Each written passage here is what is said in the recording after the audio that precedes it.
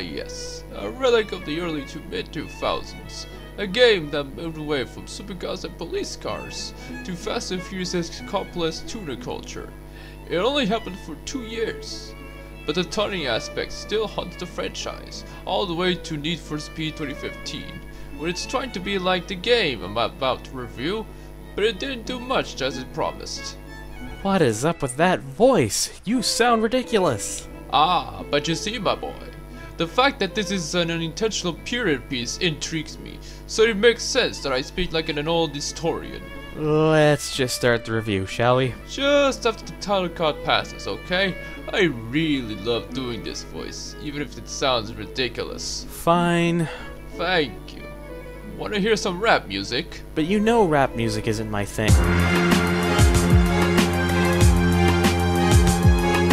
So after the success of Hot Pursuit 2, at least the PS2 version, come on, you were better than this, and now you're dead after that. Let's be honest here, all that EA Seattle really had to do here was make something similar to what they had given us with the likes of Hot Pursuit and High Stakes over on the PC back in the late 90s, and yet their quote, made from scratch attempt with Hot Pursuit 2 turned out to pale quite vastly in comparison to what Black Box gave us over on the PlayStation 2, and now EA Seattle is dead. I wonder why. Black Box has given the green light to make a new game for all 6th-gen systems. Except the Dreamcast. Damn it, EA! Why couldn't you just show the poor console some love when Sega was on life support in the hardware business? Though, to be fair, EA did feel understandably burned with Sega's business marketing decisions, which is why they did not make anything for the Dreamcast. Hey, by that point, in the beginning of 2002, every AAA basically stopped making games for it. But instead of the usual affair of sports cars and cop chases, they focused on the tuner aspect of car culture. At the time. Which is basically just a big fuck you to the intro of High Stakes, come to think of it. Black Box is kind of like your son that tries too hard to be gangsta, unironically. And he's also white. I'm looking at you, Muska. The year is 2003. The invasion of Iraq begun.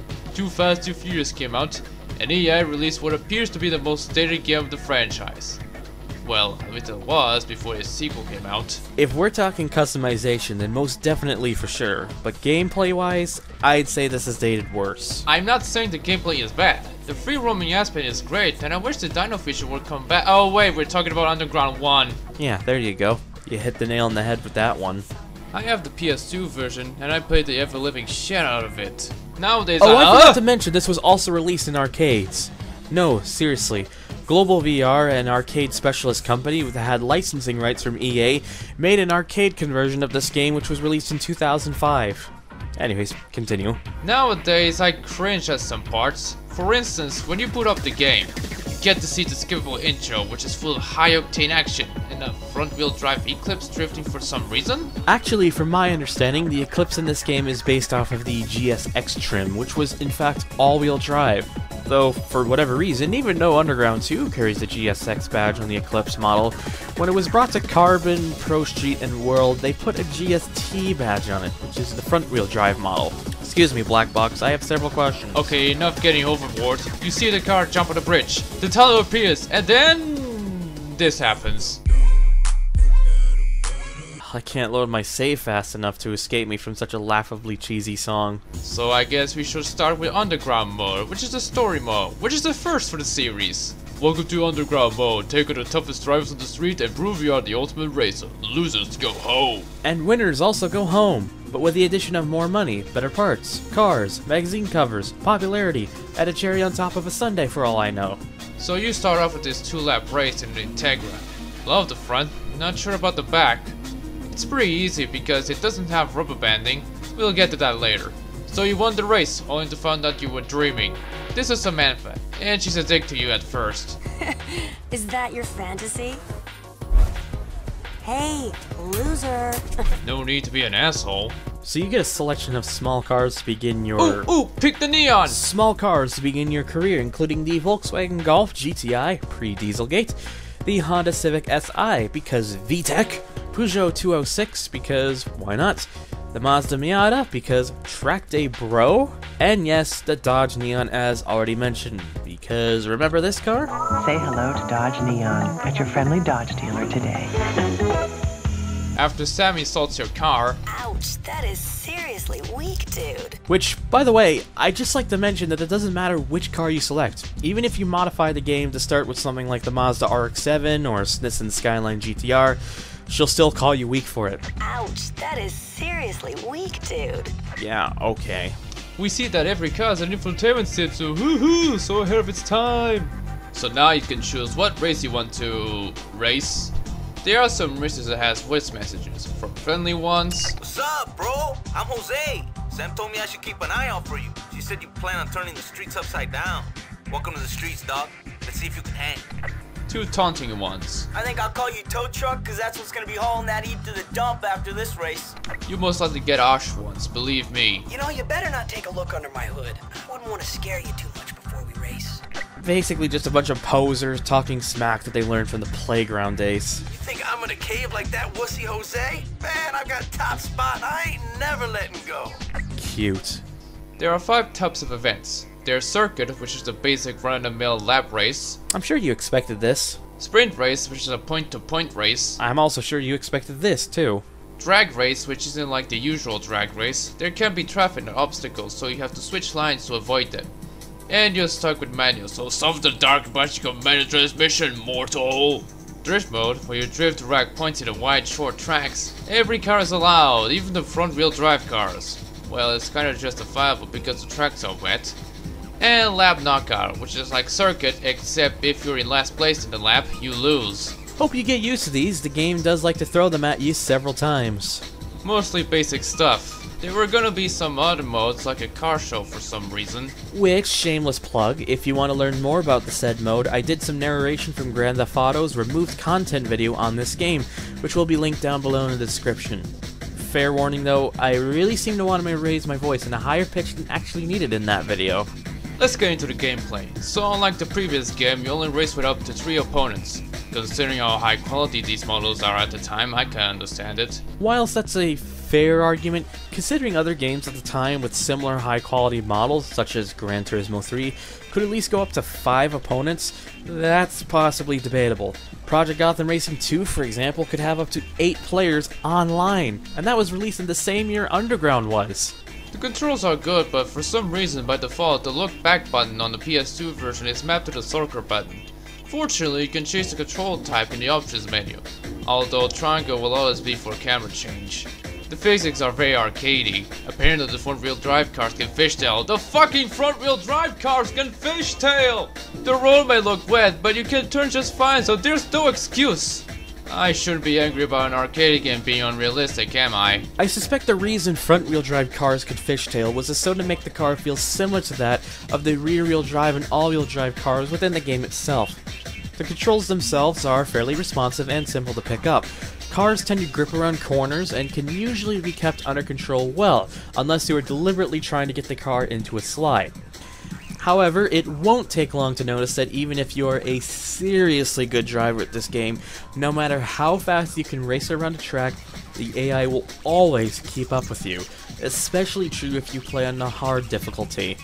The game's insane amount of rubber banding can make or break a race for you, and whilst if you fall back it's not too fairly difficult to get back up into first, the fact that the AI becomes relentless as soon as you do makes this game far more challenging than it has any need to be.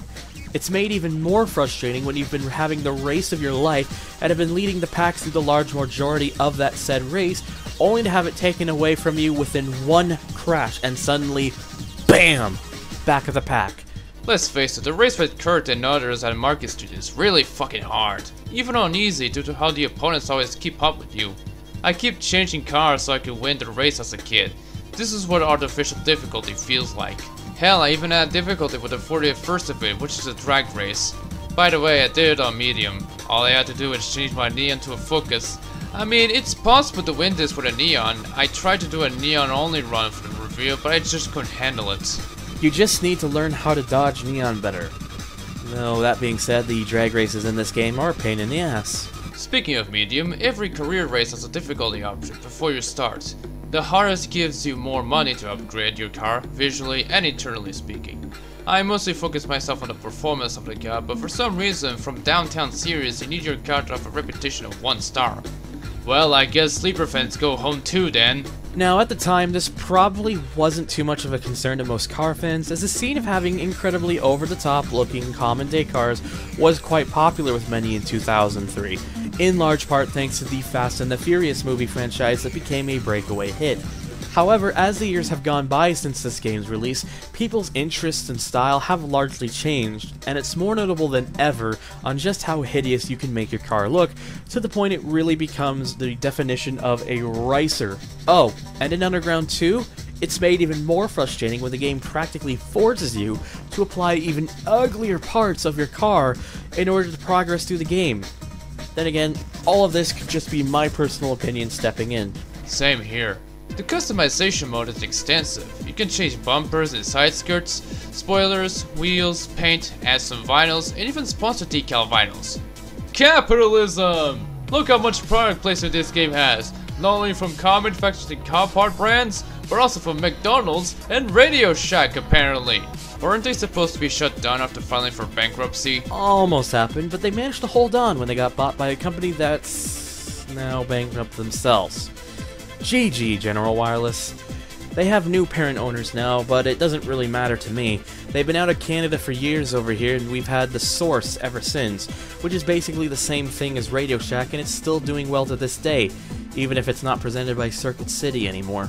Back to the customization, I agree that many combinations don't look so good nowadays. I don't know if anyone even puts neon lights on their cars anymore. I'm sure there's still a few people who like the idea of colored lights underneath their cars. I mean, why else would they suddenly be brought into the re-releases of Grand Theft Auto 5? As for the customization, at the time it was quite extensive, as very few racing games could match it at the time.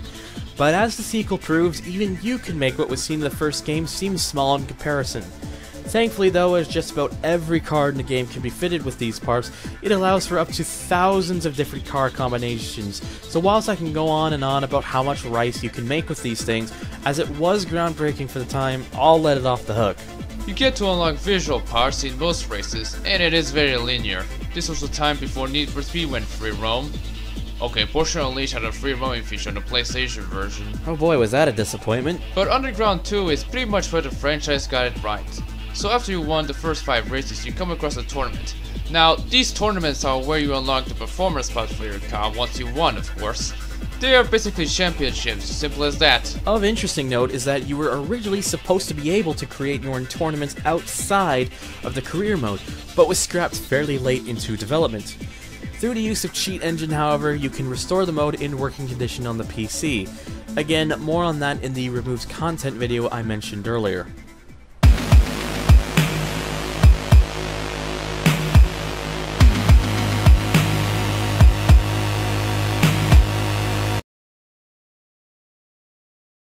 After that, it's a time trial challenge which can grant you special upgrades, like in this case DJ's car parts and some FS visual parts.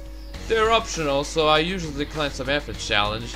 As much as I love carbon fiber hoods, I'd rather have them with color.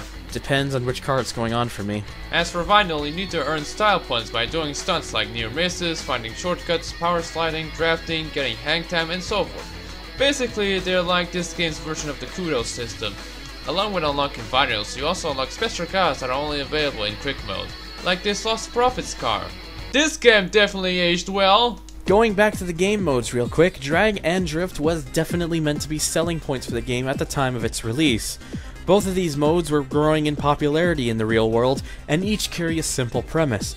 Drag mode is a straight line dash to the finish, relying on weaving through traffic and perfectly timing your manual shifts, which is forced on in this mode, with the winner being the first to cross the line. Poor shifting can result in a blown engine, whilst colliding with traffic will total the car. Drift is all about getting the car as sideways as possible, whilst carrying as much speed as possible. The longer the drift, the more points you earn, and the closer you drift to the walls, you earn points even faster. However, you can lose your points if you make contact with the wall, or get less points if you go too slow or spin the car out at any point. In short, drag can be seen as a very quick sprint race with higher consequences, whilst drift is the mode where you get to pretend you are Keiichi Tsuchiya, but in reality you look more like Jeremy Clarkson screaming "Power!" as you slam your front-wheel drive Ford Focus into the wall. Drift mode has to be my favorite of the bunch. It's great to do drift alone without any interference from the opponents. I'm so glad that it stayed the same when they brought it back for Carbon. drifting with one opponent is fine, but with 3 seems too much for me. I also agree that it seems a bit unnecessary with 3 opponents. Having just one other works great, as seen in the likes of D1GP and Formula Drift. Back on career mode, I find it repetitive. This is because you have to race on the same tracks with slight changes like traffic your opponents, and the fact that it doesn't have that many tracks, excluding its reversed counterparts. And this is where one of my largest gripes comes with this game, is its lack of variety. The racing world you race in is quite small, resulting in you essentially racing on the same routes over and over and over again, up to the point you end up racing on the same tracks over and over and over again, making it seem like you're stuck in a small bubble without much of a challenge, with perhaps the exception of the ever-persistent traffic, rubber-bending AI, and rather silly and over-the-top crash physics. This is perhaps even more notable if you're driving something as light as the Miata, which you're almost guaranteed to start flipping and rolling like a madman in a crash. It would have been okay if it were released in the late 90s and didn't have a big career mode. You can also earn magazine covers by doing specific stuff like making the car look brighter than it should and ranking up. Look at this! Tell me if this looks authentic to you. Man, the realism in this cover is making my eyes blurry. I forgot this game has a story for some reason. It's pretty forgettable. You meet Eddie, he's a baddie, a couple of races later, you challenge Sam for a duel, she totals her car, TJ fixes it and now owns it, hardest race in the game, couple more races later, you finally challenge Eddie to a duel, and yet it isn't over, even though I got over the progress thingy. What the hell? Okay, let me go further into detail. Now, there are spoilers ahead, but seeing as this is a 14-year-old game, there's certainly been more than enough time to play through it. If, however, you do not wish to hear these spoilers, skip to this point in the video. You start off going through a wet dream of being some sort of badass in an Integra Type R, only to be woken up by Samantha, who serves as the supporting protagonist of the game, helping the player get in all the action she can to help said player rise up the ranks to take on Eddie, the leader of the Eastsiders, and is not only the game's main antagonist, but is also the current top racer of the streets. So basically, you choose your starter car, she mocks you for choosing a car that is, quote, seriously weak, dude. Oh, and side note, she'll say this no matter which car you pick. You can mod the game to start with a Skyline and she'll still mock you for it. What a bitch. Anyways, you race through and win multiple races, go through some of Eddie's posse, get the chance to earn multiple unique performance parts from a mysteriously creepy junkman named TJ, and also get the chance to earn visual parts from Samantha, and so on and so forth. Once you build enough of a reputation and Eddie can no longer openly mock you for not being ready, he gives you a challenge to try and beat Samantha in a race before you can go after him, which greatly annoys her for apparently being so willing to do the race. Yes, she believes she's more important to you than becoming the best street racer in the underground, despite how much she's been trying to help you become the best. Just let that sink in for a moment. So you beat her, she totals her car in the process, and TJ takes it for himself to fix up and vandalize to his content. Shortly before you become #1 ranked in circuits, sprints, drags, and drift events, there's also the occasional lap knockouts, but these don't do shit for your ranking, as well as the tournaments. Eddie tries his damnedest to rid of you, only to fail. You challenge TJ to get Sam's car back, whilst also putting yours on the line. You win, Samantha gets her car back and slowly makes amends with you, and then you're basically set for the final race with Eddie. You win, you become the best of all time. Oh wait, who's that in the 350Z? Okay, so you do another race against a mysterious 350Z. You win that race, it turns out to be Eddie's girlfriend Melissa, and basically you become heralded for being the best driver in the underground. And how does it reward you? By asking you if you want to start all over again! Yes, if you beat the career mode, you essentially have a mode that's now useless unless you want to start back from the beginning. Yeah, pretty forgettable. It's no Most Wanted. The characters don't seem to have any development, and Samantha's just there to help you, so why was she sympathizing now? I can't believe this is a review with the story part is discussed in much detail, and this is a game about tuner cars! It's a game that's supposed to be about tuner cars, but of course you gotta throw a story in there because why not? It was the early 90s. If you skipped the spoiler-filled section of the video, welcome back! Let's talk about presentation. The graphics look great for its time, the cars are good looking, the scenery looks gorgeous, despite looking out of place at some parts in a setting like this. The FMV cutscenes are not the live-action slug that we see in later games. They're all rendered and, most of the time when you can fall on the uncanny valley. Is it just me, or does Samantha look like Sarah Ryder from Mass Effect Andromeda? Say what you want about that game, but at least it doesn't get as creepy as this. As for sounds, I don't like the engine noise. People give so much flack about Gran Turismo's engine sounding like vacuum cleaners, but at least they sound better than this.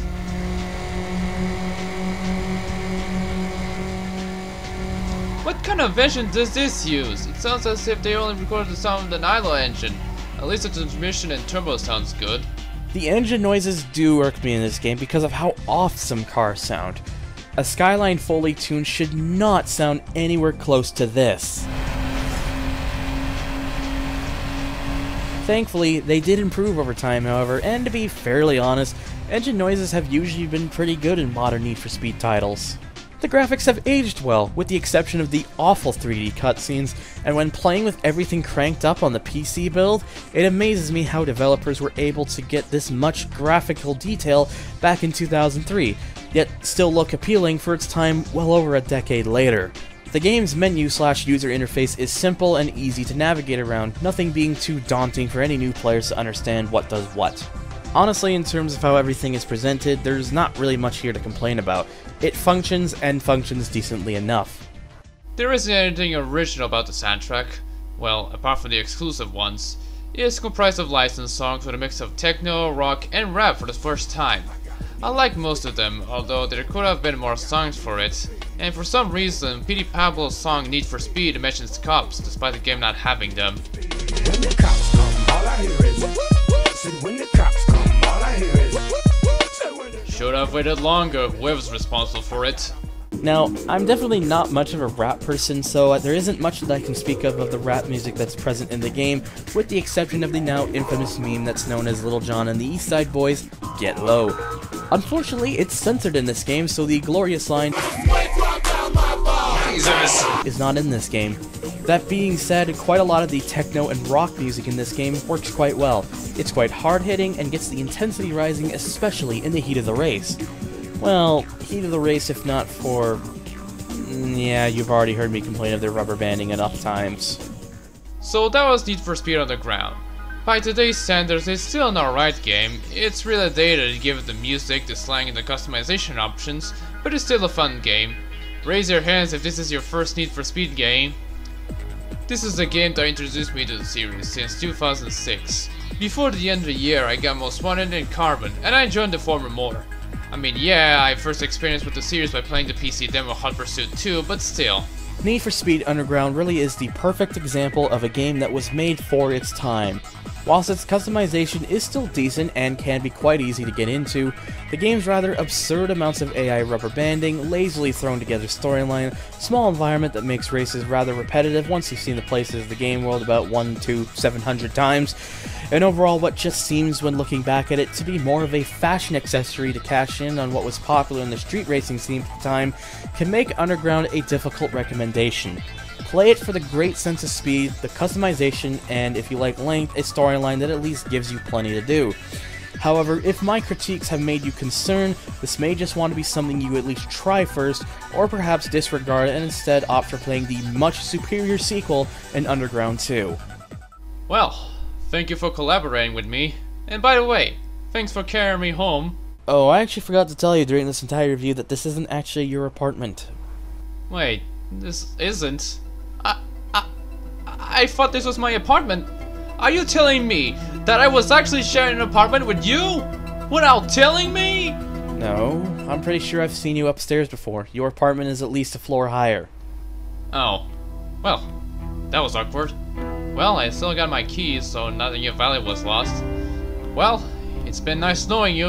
At least you're not that dyed raven-haired chick that stalked me a year ago.